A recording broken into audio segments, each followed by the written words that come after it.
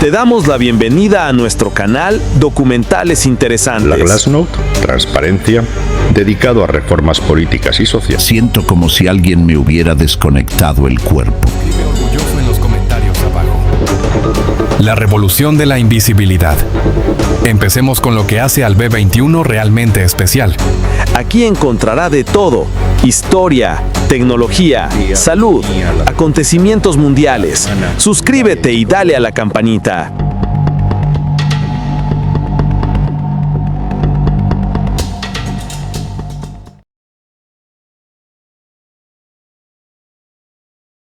En la primavera de 1220, en los límites del antiguo Jorasán, una madre observaba cómo su hija de 14 años era llevada por soldados hacia una caravana de prisioneros. La muchacha guardaba silencio, consciente de que la resistencia solo empeoraba su destino. Su nombre, Zarya, ya figuraba en los registros militares mongoles: edad, complexión, características físicas, todo documentado con la precisión burocrática de un imperio en expansión. Lo que sucedía con estas jóvenes formaba parte de una estrategia mucho más amplia. No se trataba solo de someter territorios, sino de controlar poblaciones. Los cuerpos de las mujeres quedaron inscritos en una lógica imperial donde la maternidad pasó a ser utilizada como un recurso político. En lugar de narrarse en las crónicas oficiales, estas realidades quedaron ocultas, pero sus efectos se prolongaron en la memoria genética y cultural de vastas regiones. No era únicamente conquista militar, era un proyecto de integración biológica y social. Lo que comenzó en aquellas caravanas del siglo XIII explica por qué, siglos después, los estudios genéticos muestran la huella de aquel sistema en millones de personas. El verdadero poder de Gengis Khan no residió solo en sus campañas, sino en el legado humano que produjo, organizado con una eficacia sin precedentes. Esta es la historia de cómo un hombre transformó la reproducción en parte de su arquitectura de poder, y de por qué sus consecuencias aún se perciben en el presente.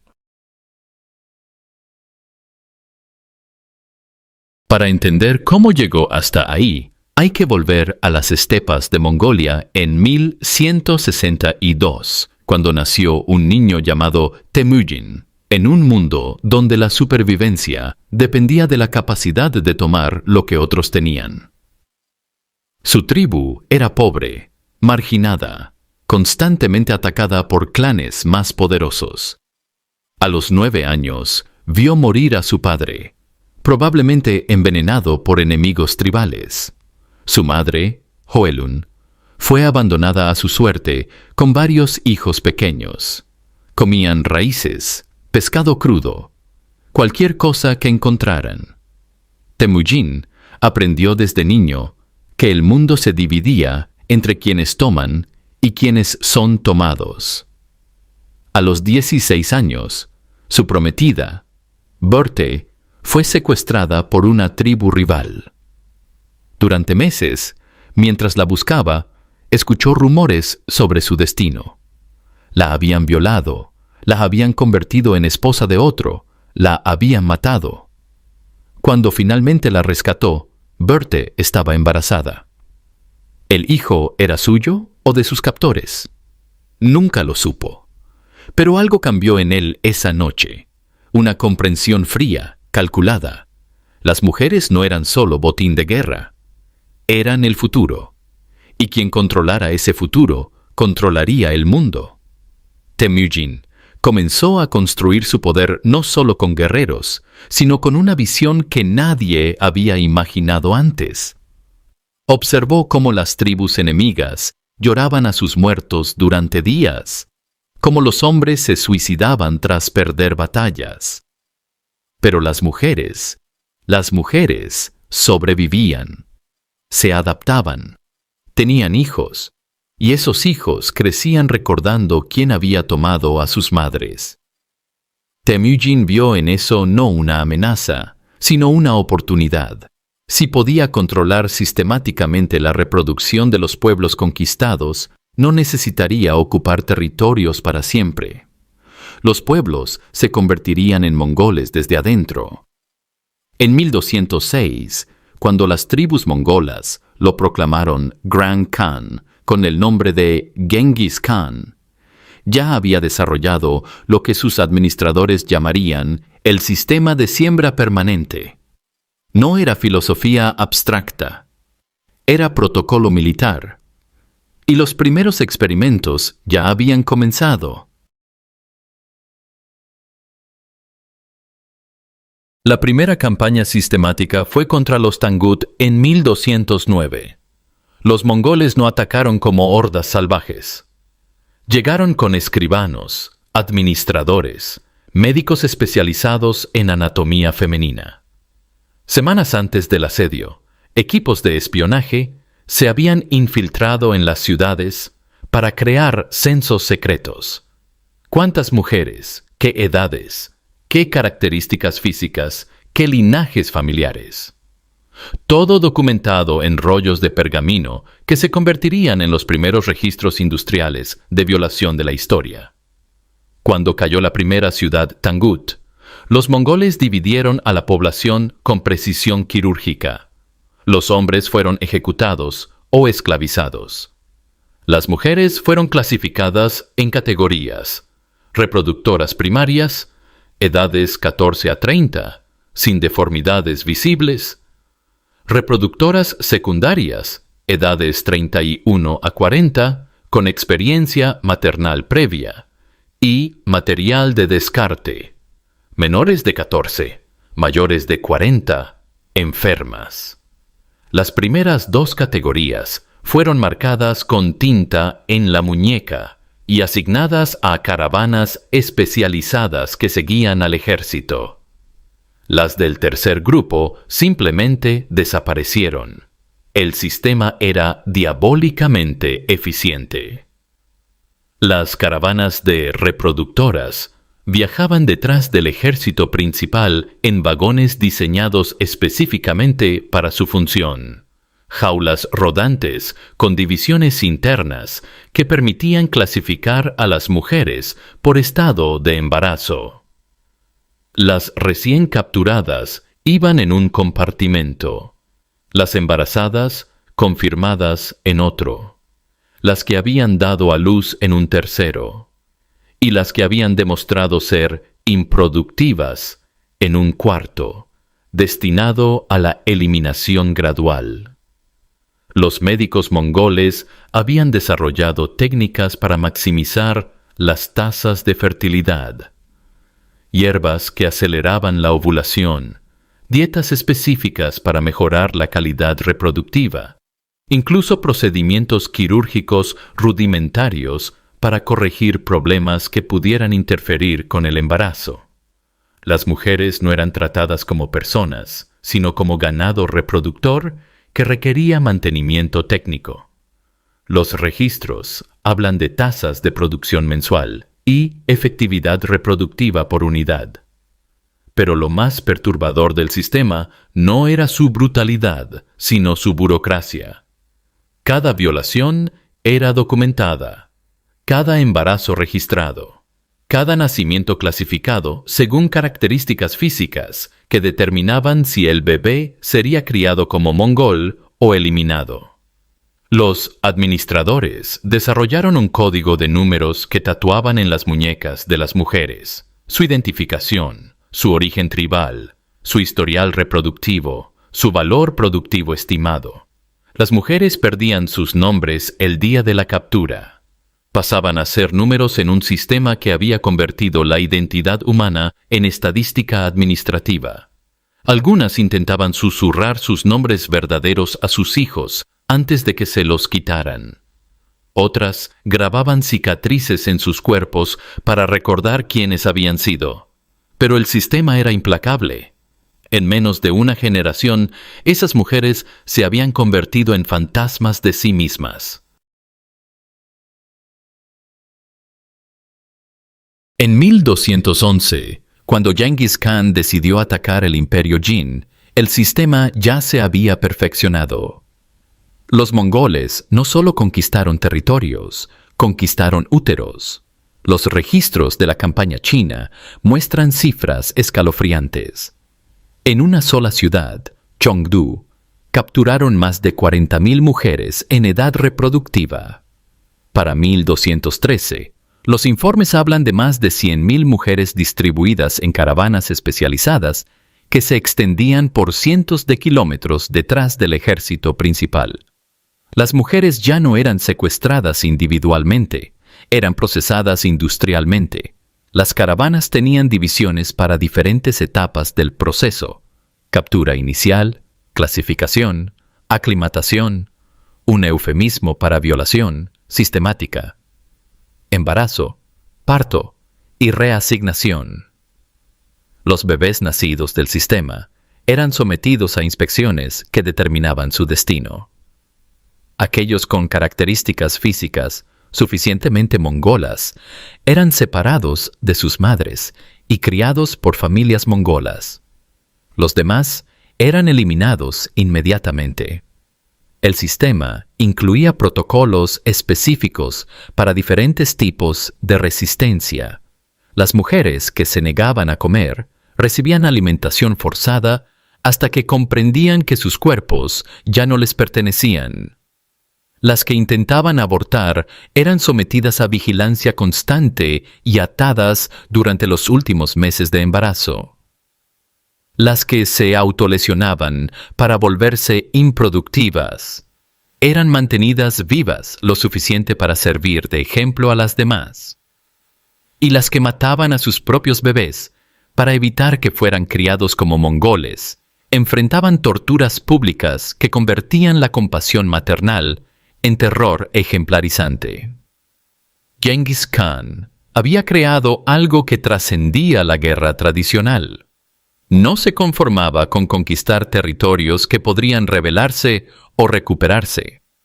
Había diseñado un sistema para conquistar la genética misma de los pueblos, para convertir la violación en política de Estado, para transformar la maternidad en función imperial.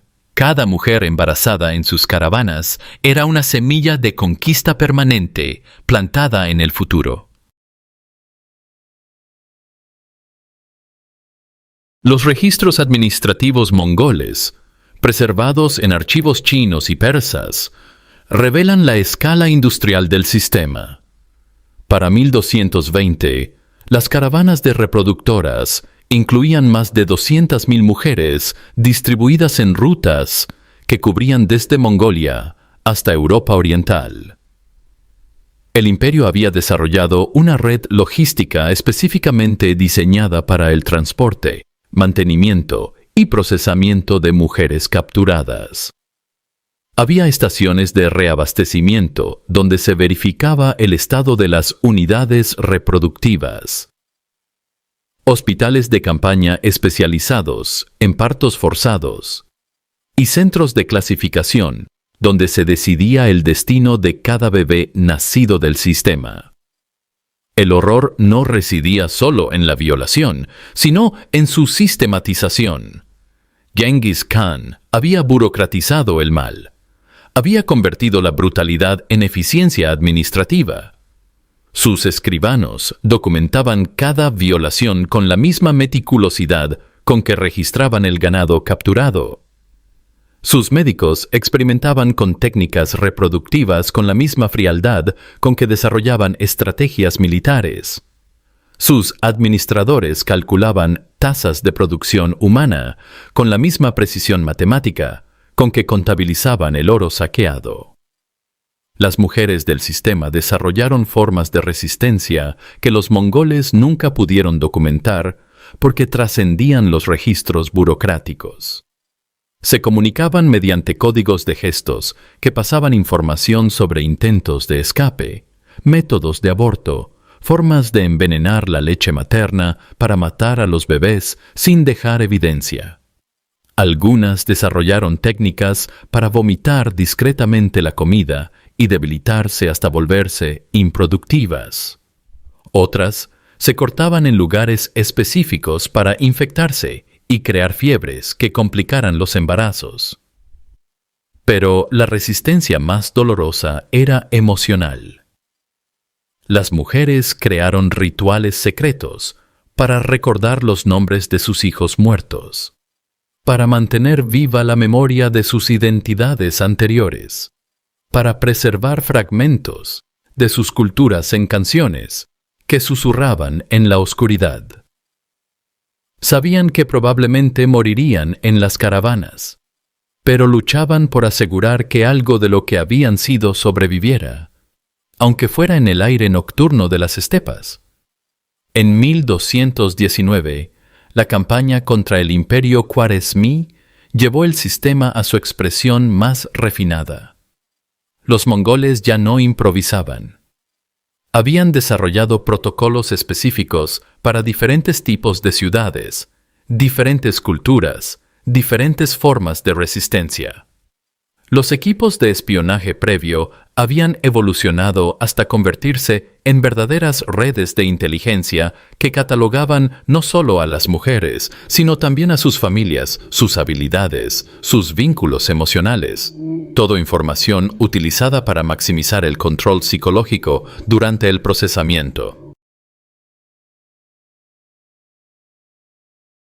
Las ciudades khwarezmíes enfrentaron algo que nunca habían imaginado.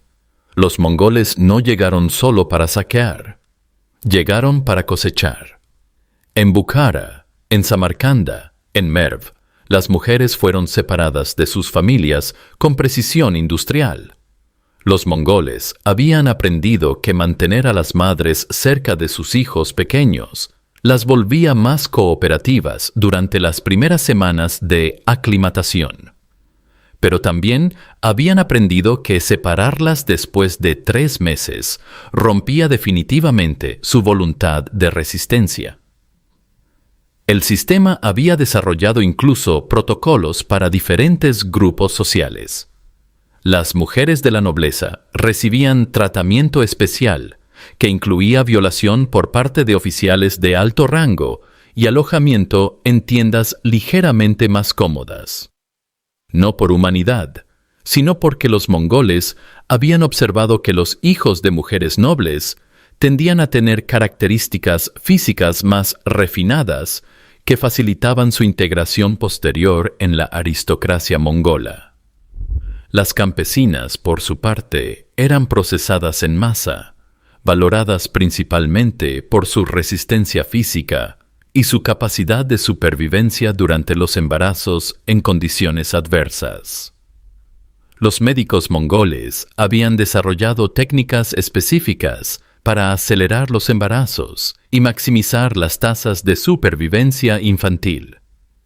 Utilizaban combinaciones de hierbas que inducían la ovulación múltiple, aumentando las posibilidades de gemelos o trillizos. Habían aprendido a identificar los signos tempranos de embarazo y desarrollado dietas que reducían las complicaciones durante el parto. Todo con un objetivo: convertir cada útero capturado en la fábrica reproductiva más eficiente posible. Para 1220, el sistema había alcanzado una escala que desafía la comprensión. Los informes hablan de caravanas de mujeres que se extendían por días de marcha, organizadas con la precisión de un ejército. Había divisiones especializadas para diferentes funciones: captura inicial, clasificación, aclimatación, embarazo temprano, embarazo avanzado, parto, cuidado postparto y reasignación o eliminación. Cada división tenía sus propios administradores, médicos, guardias y protocolos específicos. Las caravanas viajaban con una infraestructura móvil diseñada específicamente para su función. Vagones hospital para partos, tiendas prisión para mujeres en diferentes etapas del proceso. Incluso vagones morgue para eliminar discretamente a las mujeres que morían durante el procesamiento. Los mongoles habían creado ciudades móviles de horror, que se movían como sombras detrás de sus ejércitos, procesando la carne humana con la misma eficiencia industrial con que procesarían siglos después las fábricas textiles. Pero el verdadero genio diabólico del sistema no era su eficiencia, sino su permanencia. Genghis Khan había comprendido algo que otros conquistadores nunca vieron. La violación podía ser temporal, pero los genes eran para siempre. Cada hijo nacido del sistema portaría para siempre la marca genética de la conquista mongola. Y esos hijos tendrían hijos, que tendrían hijos, que tendrían hijos. La violación se convertía así en victoria eterna. Los registros genéticos modernos confirman la efectividad diabólica del sistema. Estudios del cromosoma Y muestran que aproximadamente 16 millones de hombres vivos hoy descienden directamente de Genghis Khan y su linaje inmediato. Eso significa que aproximadamente 1 de cada 200 hombres en el mundo porta evidencia genética del sistema industrial de violación mongol. En Mongolia, la proporción llega al 8%. En Asia Central, al 3%. Incluso en Europa Oriental, donde las campañas mongolas duraron menos tiempo, los marcadores genéticos aparecen en poblaciones significativas. Pero esas cifras no cuentan la historia completa, porque el sistema mongol no se limitó a Genghis Khan. Sus hijos, sus nietos, sus generales, todos continuaron los protocolos desarrollados durante sus campañas. Ögedei Khan, su sucesor, refinó los métodos durante la conquista de Europa. Möngke Khan los aplicó en las campañas contra el califato abasí. Kublai Khan los utilizó en China. El sistema se había convertido en doctrina imperial, en tradición dinástica, en herencia de poder transmitida de generación en generación. En 1227, cuando Genghis Khan murió durante la campaña contra los Tangut, las caravanas de mujeres capturadas se extendían por miles de kilómetros a través de Eurasia. Su muerte no detuvo el sistema. Al contrario, sus herederos lo consideraron parte esencial del legado imperial. Las mujeres de las caravanas fueron redistribuidas entre los príncipes mongoles como ganado heredado. Los bebés nacidos del sistema fueron criados para continuar la expansión. Y los protocolos desarrollados durante sus campañas se convirtieron en manual operativo para las conquistas futuras. El funeral de Genghis Khan fue acompañado por la matanza de 40 doncellas que fueron enterradas vivas con su cuerpo. Pero esa fue solo la ceremonia visible. La verdadera ofrenda funeraria fueron las miles de mujeres de las caravanas que fueron ejecutadas para evitar que escaparan durante el período de transición de poder. Sus cuerpos fueron enterrados en fosas comunes que los arqueólogos han comenzado a descubrir en los últimos años. Fosas organizadas con la misma precisión burocrática que había caracterizado todo el sistema. Los arqueólogos que excavan sitios mongoles del siglo XIII encuentran evidencia que confirma los registros escritos. Entierros masivos de mujeres jóvenes, siempre en áreas separadas de los entierros de guerreros. Esqueletos que muestran signos de malnutrición crónica, fracturas mal sanadas, desgaste por transportes forzados. Y junto a ellos, esqueletos de bebés y niños pequeños, enterrados sin los rituales tradicionales que caracterizaban los entierros mongoles de la época.